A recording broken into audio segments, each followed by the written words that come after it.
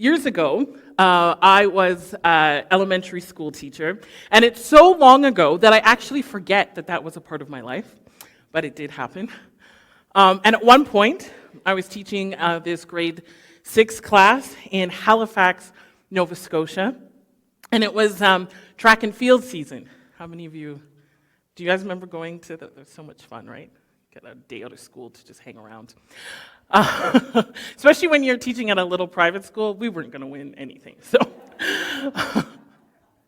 So we made our way in the school bus to the indoor stadium. I think it was at one of the universities where the races were. And I gave my little class their instructions.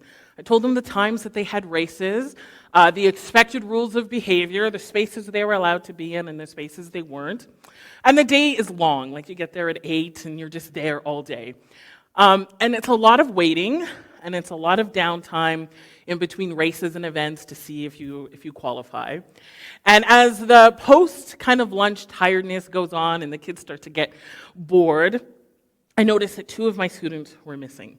So you do the usual thing, you walk around to all of the places that you think they might be, going to the locker room, checking outside quickly, and then I couldn't find them. And I was like super young and feeling a little bit panicked.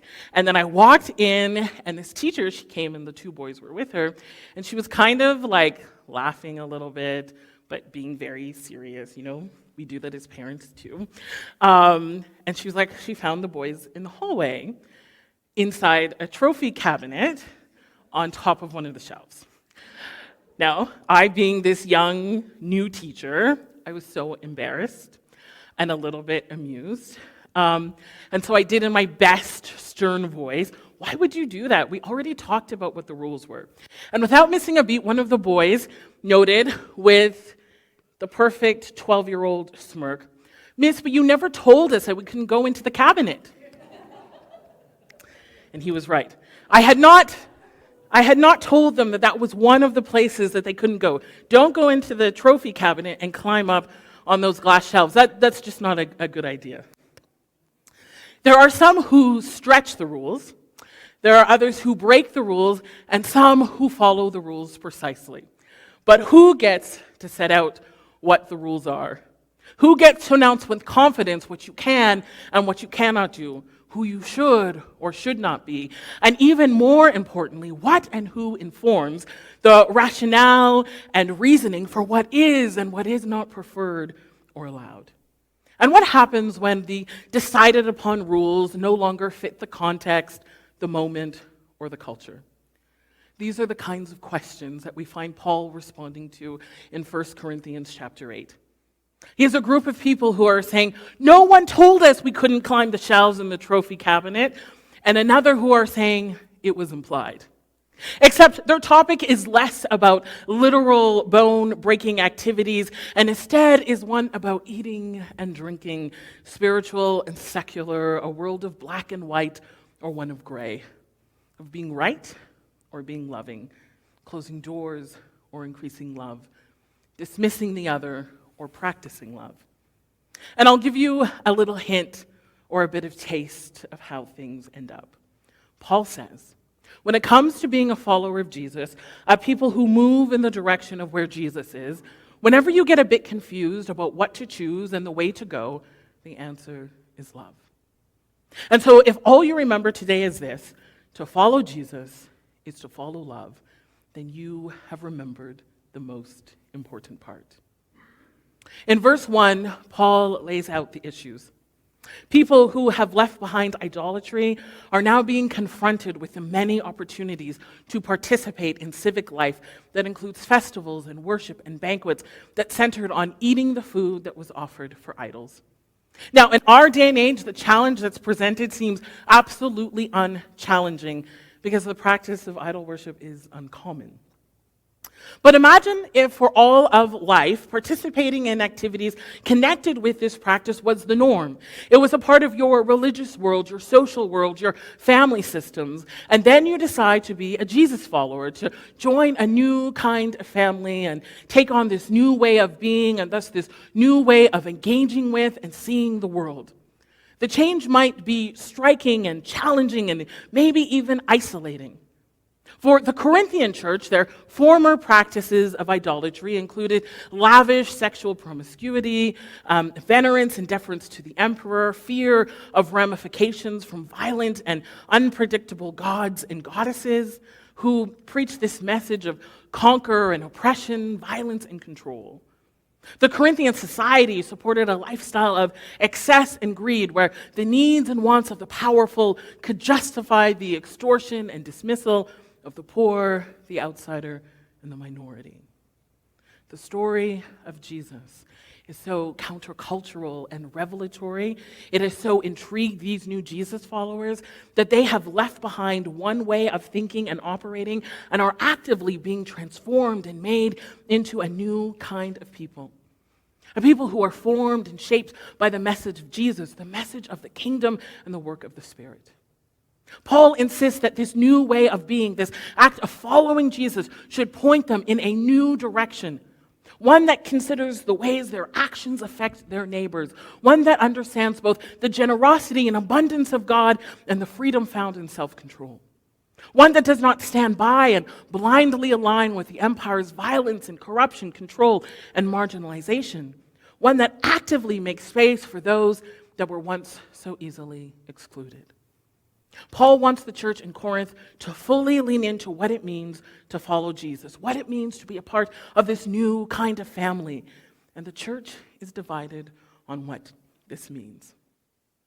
Half of the church insists that eating food served to idols, going to festivals, dining with family and friends, participating in this life, that it's totally fine. The other half are concerned. If you eat this food, are you not also participating in the worship of idols? If you eat this food, are you diminishing the value of Christ? If you eat this food, are you not participating in sin? Have you not had those same conversations in your modern life?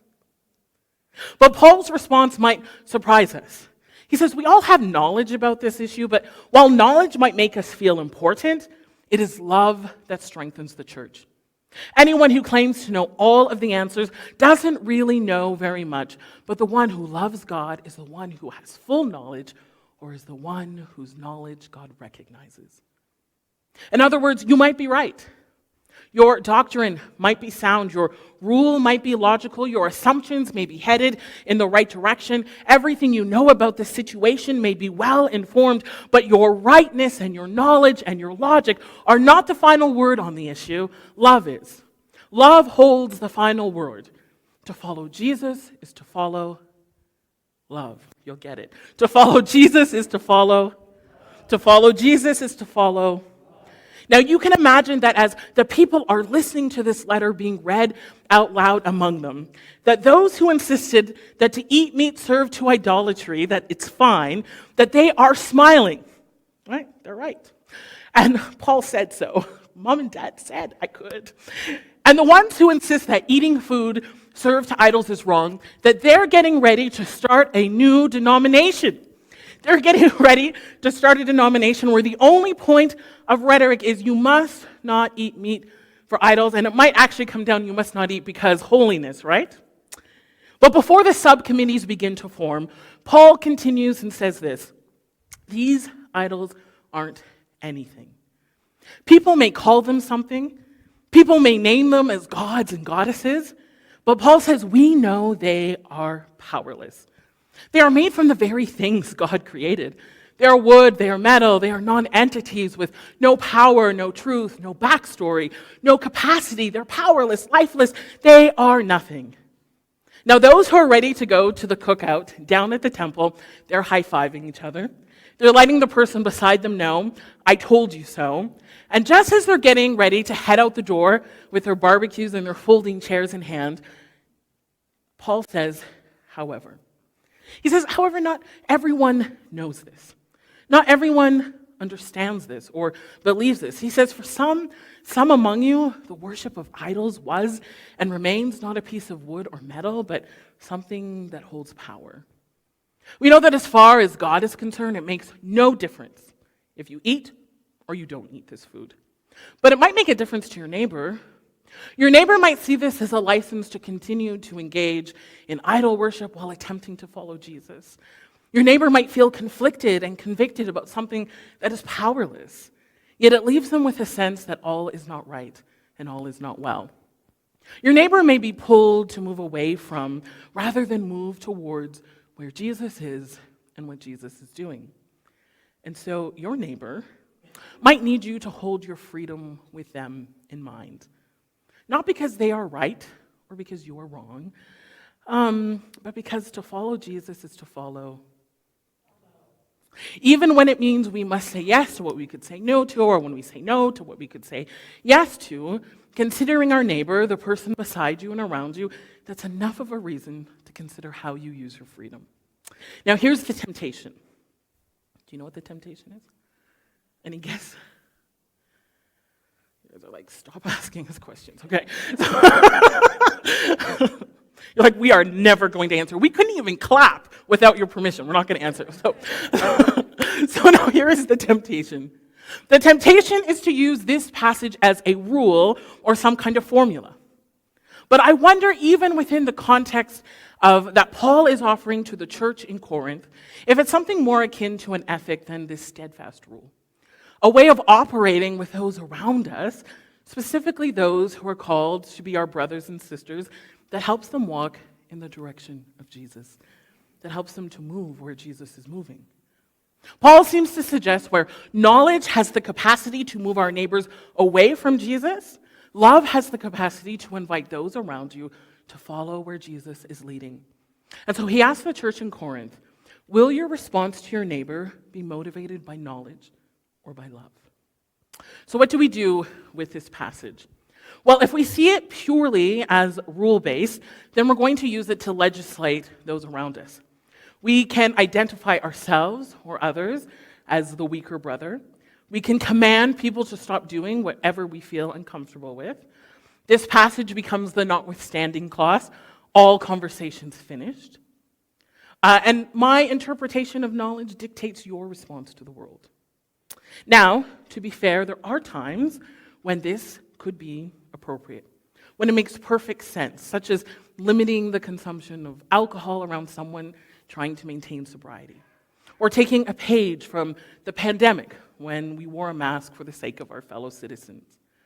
But even Paul would not suggest that we use this ethic too literally, because if we take the example of things that Paul talks about in other passages, such as circumcision as a spiritual practice, would Paul insist to his Gentile believers that they must be circumcised if their Jewish brothers and sisters see this as sin? Would Paul insist to his Jewish believers, you must consume pork if your Gentile brothers and sisters see you holding the Jewish purity laws as sinful? And the answer is no. In fact, we hear Paul do the opposite throughout the New Testament, insisting there's room enough at the table for these different groups to come together despite their differences.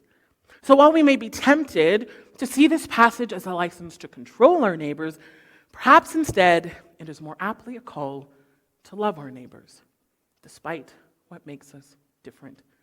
A call to follow Jesus in such a way that it opens rather than closes the door for others to follow.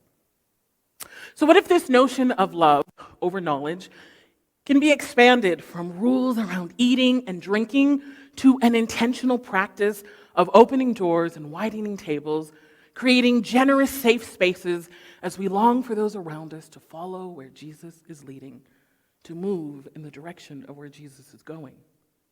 What if Paul's call to hold our freedom with our neighbors in mind became our reminder that when knowledge suggests that someone or some group doesn't belong, we choose love instead? We take it as an opportunity to be welcoming with open arms and patience, prayer, compassion, and grace. What if these words invite us to say yes to where love leads us to put into practice radical belonging, even when knowledge insists that the doors should remain closed? What if we saw Paul's call to hold our freedom with our neighbors in mind as an invitation to listen to the experience of those who are marginalized with empathy and validation, rather than with knowledge and arguments that seek to devalue their reality? Instead, choosing to follow Jesus and follow love in such a way that we insist their stories and thus their humanity is a welcome part of those who follow where Jesus is leading. What if we saw Paul's call to hold our freedom with our neighbors in mind as an opportunity to push aside the voice of knowledge that insists violence and oppression and supremacy are just the way things have to be, and choose instead for actions and words and policies that insist the ramifications and ripple effects of peace are not just for us, but they're for all?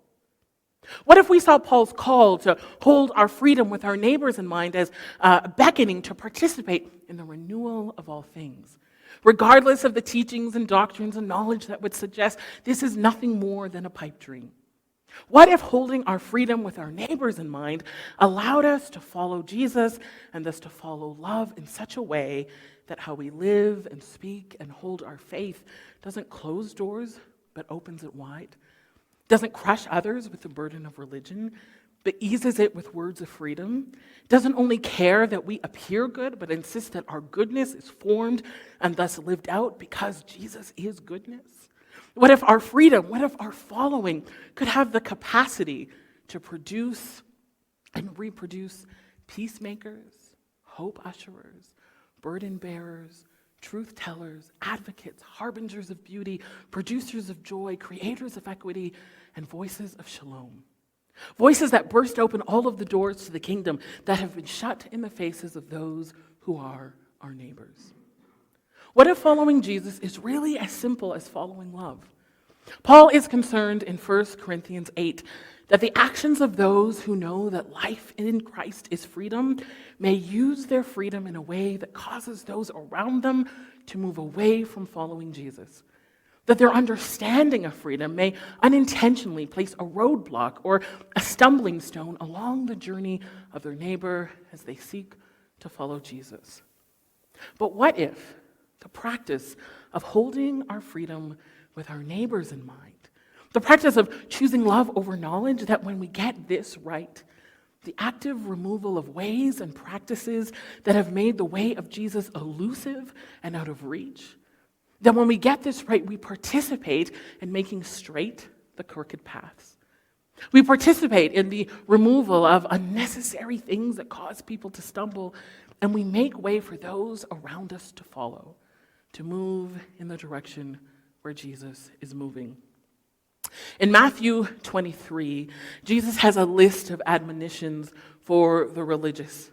And over again, if you read through that chapter, you will see that Jesus is heartbroken and perhaps even outraged that the religious, those who hold the knowledge to do so, not with the intent to multiply freedom or love, to open doors or widen tables, but instead they've used it to crush.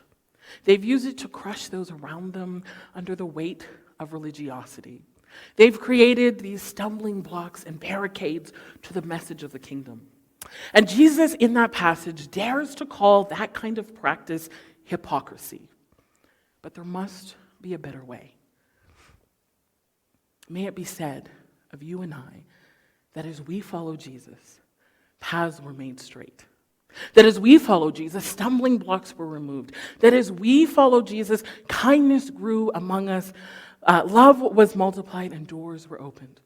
That the message of the kingdom was made accessible, and that because we follow Jesus, the one who is love, more and more are compelled to join in to this work of co-creating a more beautiful world.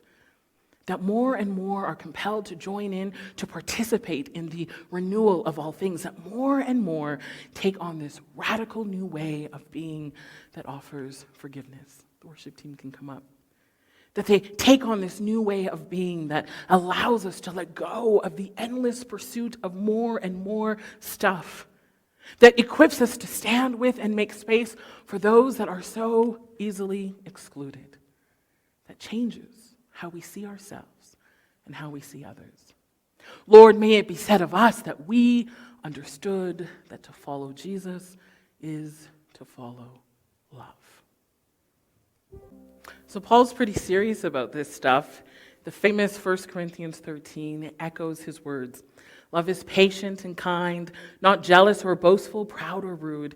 It doesn't demand its own way. It's not irritable, and it keeps no record of being wrong. It doesn't rejoice about injustice, but rejoices whenever the truth wins out. Love never gives up. Love never loses faith. It is always hopeful and endures through every circumstance. So February is African Heritage Month or Black History Month, depending on which part of the country you're in. All my Nova Scotia friends are calling it African Heritage Month. And so I want to introduce you to this lovely author. Her name is Cole Arthur Riley, and she has this book. It's called Black Liturgy. She has this great Instagram following where you can find a lot of this stuff, and she also has a book. I just want to read this as we go from here.